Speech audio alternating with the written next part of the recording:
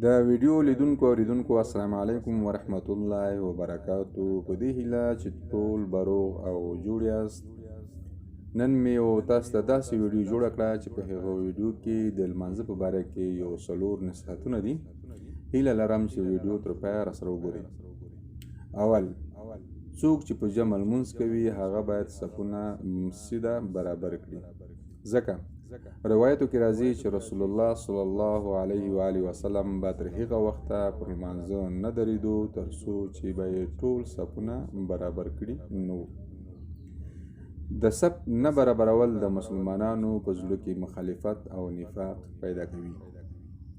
دویم، د امام نه مخکې سجدې ته مه ځئ، ځکه نبی اکرم صلی الله علیه و آله وسلم فرمایي څوک چې د امام نه مخکې سجدې ته ځي د هغه به د آخرت پر سر د حمار وي، یعنی د خره به وي. دریم، د لمونځ کوونکي مخ ته مه تېرېږئ، ځکه حضرت محمد صلی الله علیه و آله وسلم فرمایي که څوک لمونځ کوونکي مخ ته د تېرېدو په عذاب خبر شي نو 40 کاله به ودرېږي، خو د لمونځ کوونکي مخ ته به تېر نه شي. څلورم، دعا څخه مه ځئ، ځکه سرور کائنات صلی الله علیه و آله وسلم فرمایي دعا د عبادت مغز دی.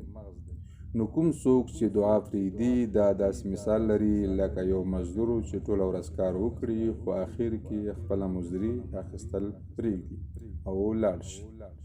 نو په دې هیله چې ویډیو مو خوښه شوي او دا ویډیو تر ټولو ورسوئ، شیر یې کړئ چې نور هم د ګټې نه برخمن شي.